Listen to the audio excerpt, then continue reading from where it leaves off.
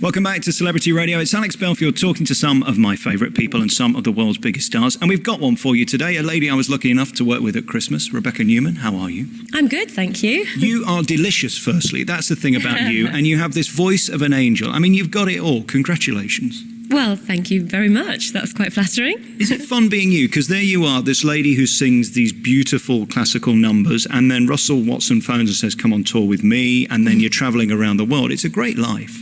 Yeah, I mean, it took a bit longer than that because the first time I worked with Russell was in September 2013, and I kept in touch with him and his management after that. And last September, when I got the #1 classical album, that definitely opened a lot more doors for me. And this time, finally, they said, yep, come on tour with us. And I don't blame them because, let's face it, this type of music has never been more popular thanks to people like Alfie and, of course, Russell, and probably Andrea Bocelli as well was one of the first to make this accessible. And that's what you're doing. You're sort of bringing these arias to the people and making them sort of everybody's. Absolutely. And I think the great thing about being a crossover artist is that you can sing both operatic arias for a mainstream audience, and then you can sing maybe something by Eva Cassidy or Adele or Leona Lewis, and within the show itself you provide the variety. And of course, variety entertainment used to be so popular. You'd have a musician, you'd have a singer, you'd have an opera singer, you'd have a dancer, and within one show, if you can swap between different styles, it stops people feeling like they have to only listen to opera all night or going to see a pop singer. They get the best of both worlds, and rather than trying to necessarily cross over within one song, I think it's about trying to have a programme which goes between different genres, and people seem to really take well to that. And what's amazing, when you stand in front of that orchestra, you come into your own. I can't imagine there's any better feeling for someone like you to hear that live strings and the live atmosphere, and of course the crowd who hopefully are going to applaud at the end. Absolutely, and there's an energy you get with live musicians that of course you don't get with just maybe even one musician, or if you've got pre-recorded backing music.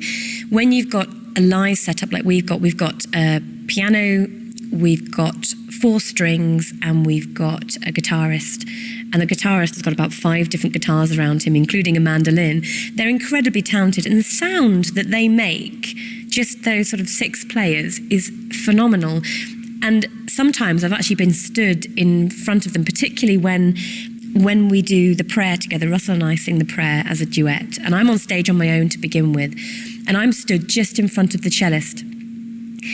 And I often almost forget to come in because the sound the cellist is making is just so beautiful. I'm just going off into my own little world listening to this lovely music, but they're so talented.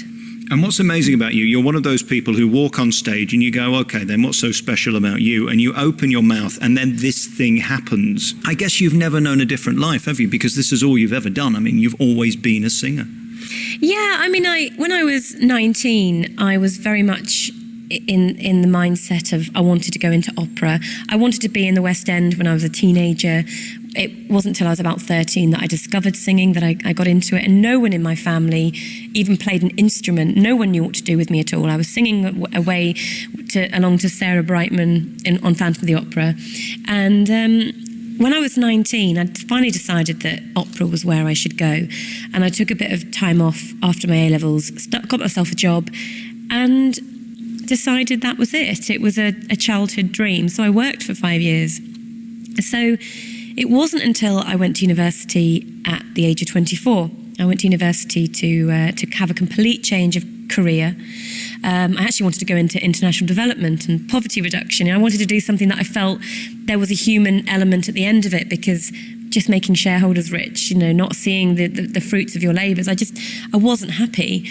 And then within a week I was teaching singing, and then I started busking, I started putting myself out there for weddings, and that was over 10 years ago now. So that's really, it was almost like music found me again, and I managed to find ways of making money from it. So while I was at university, it was almost like a bit of a test. I still had my student loans coming in, and I just decided to give it a go. Once I graduated in 2007, I went full-time with my singing, and that was it, really. The busking was definitely a really big part of it, because that gave me the freedom and the flexibility to do things I wanted to do that maybe didn't pay as well, or things like recording my own albums. I could make money to reinvest into my career by going out and street performing. And the street performing grew from, it started out as just me with a hat at my feet in the city centre in York. And then before I knew it, within sort of a couple of years, I had a PA system, I had a gazebo, banners, a trolley where I could trolley it from the car park into the town centre. And it really looked like people would come along and say, isn't it nice that the council put events on like this? It looked like an official event. And that professional veneer that it had made such a difference to people then wanting to come buy CDs and get it signed. And accidentally, I managed to generate a bit of a fan base by doing it. Do you need planning permission for a gazebo? Some places, yeah. Some places it can be very, very complicated to have a gazebo. First world problems, hey? And then you pick up the phone one day and it's people like Songs of Praise who say, will you come and sing for us? I guess they're the moments where you pinch yourself and go, I have made it, because they're the moments everybody dreams of. Oh, I don't know. I don't think you can ever be complacent enough to say, oh, I've made it. I think everybody, and the more I've worked with big names in the industry as well, I see that everyone is looking over their shoulder. And I think that's a good thing, because you can never allow yourself to get stale. You always have to be trying to improve, trying to adapt, trying to come up with something new and fresh. Otherwise, you get bored and your audience gets bored. But there have been moments where I think if they had happened 2 years ago, then I would have had to pinch myself. But I think because everything has happened in such small increments, people see from the outside, they see things happen and they go, oh wow, what a great break. But they don't realise that might have actually taken the equivalent of 400 hours of work to make that happen.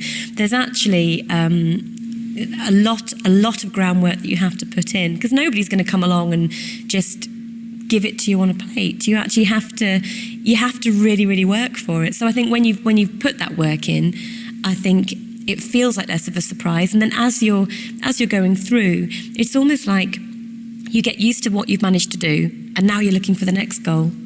And I always say that you've got to be careful with that. When you're exceptionally talented, that you could just always be at this point where you're never quite satisfied. I mean, do you accept at this point you're an amazing singer, or do you just see yourself as a good singer? How do you view yourself? I see myself as a bit of a blagger, to be honest. I'm waiting to be found out. People tell me that I've got a voice that they really love and it moves them to tears or it makes them feel fantastic. But I just see voices as being very, very individual things, and there are thousands upon thousands of talented people out there. I've met so many people in my life that are talented, and plenty of them that I would say are much more talented than me, and it just makes you appreciate that a lot of it is about work, the hard work that you put in and the luck. And I don't think you can ever look at yourself in that way. I think if you did, I think you'd probably become quite conceited and not a very nice person. But yeah, I just do the best that I can, and I try to be me. There were many years when I tried to be the next whatever, or trying to be like people in the industry that were doing a similar kind of thing, and it made me unhappy because it wasn't me. So I like who I am now, and I have amazing fans around me, people that really, really get me as a person as well as just as an artist, and that's kind of where I want to be, especially with the songwriting. I can put more of myself out there than just singing songs that other people have written. And again, I think the more talented you are, the more disciplined you have to be. And then I wonder your schedule. I mean, you're wasting your time talking to me right now. This is putting a strain on your voice. Should you really be quiet at this point an hour before you go on stage? I'm okay for now. I wouldn't be shouting. I wouldn't be barking orders at anybody or anything like that. I think as long as I'm fairly relaxed and calm about it, as long as I'm not using my voice too strenuously, I've got a bit of time before I have to go and get ready in my dressing room. I'm on the second half as well with the tour tonight, so that means it gives me enough time to get out front and meet people as they're coming into the building, and actually get the chance to sign some programs and get to know people a little bit. So then when I go on stage and they see the transformation, where they've seen me in my ordinary clothes out the front looking like everybody else, and then they see you on stage all dolled up to the nines, I think it almost makes people feel much more connected to you, like, oh, well, if she can scrub up like that, maybe I can scrub up like that. So I think, it definitely gives you a connection with the audience, and because I'm not onto the second half, once the show starts, I can switch on the intercom in my room, I can listen to Russell singing away and just get myself ready during that time. And again, when we last worked together, we were in Wakefield, and it was, I think, a Saturday night. The Friday you'd flown in from New York. Do you worry about tiredness? What's the biggest thing in your day you have to be careful of so that you can do a performance? Well, we did a very silly thing in that we got ourselves a puppy in January. 29th of January is my husband's birthday, and we went and bought him a Labrador puppy. And I came back to find an email from Russell's manager saying, I forgot to call you today. I was busy. I'll call you tomorrow. And I thought, that's not a no, you can't come on the tour with us. And we now have an 8-week-old puppy.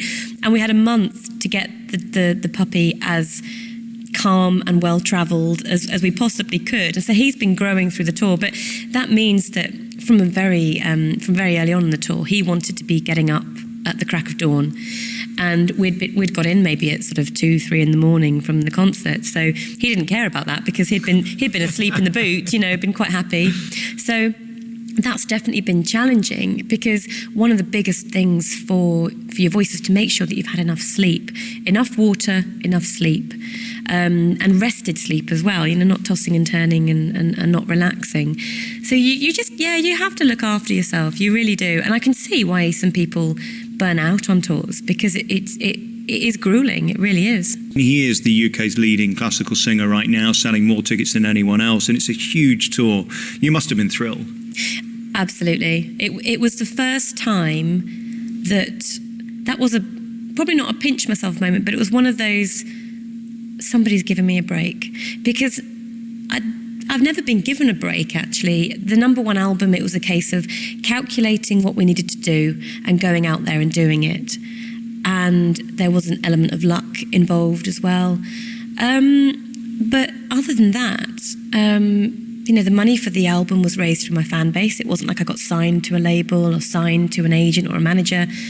So no one had really ever given me a break before. So this is the first time I've ever felt like somebody's gone, here you are, this is a break for you. So amazing. You've mentioned the word luck a couple of times in this interview. I don't believe in it. I think if you've got talent, you'll succeed. I'm not sure luck will get you very far. It might get you the first one, but it'll sack you after the first show. That won't get you through the tour, will it? You've got to have that fundamental talent, which you have in buckets. What do you do next then? Because, this comes to an end shortly, and then I suppose the next year is even more exciting, is the momentum from the back of this. Yeah, absolutely. The album came out last September, so getting that number one right before we went into the Christmas period, where every Tom, Dick and Harry was bringing out an album and wanted to get into the papers and onto TV. So we sort of backed off a little bit. I had my first Songs of Praise performance and looked at where we were going to go next. And then January, we obviously announced about the Russell Tour. So that gave us a little bit of time to go out, get in front of people that maybe hadn't heard of me before, get some new fans. And in July, I've got a few headline dates of my own. And then we've got a big Christmas community project planned, which that won't be unveiled for a little while yet. And I have to be very careful what I say about it, because it's an idea that I'm really, really excited about. I've just become patron of a charity in the West Midlands called Socks and Chocks. And we're looking to sort of help that raise its profile nationally. And the event that we're doing, the project that we're doing, will incorporate the whole of the UK, and it really puts people at the centre of what I'm going to be doing.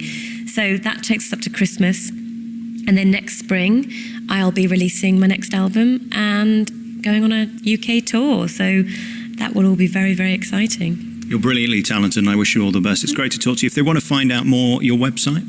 Website is RebeccaNewman.co.uk. I've also got a Facebook page, which is just Rebecca Newman Soprano.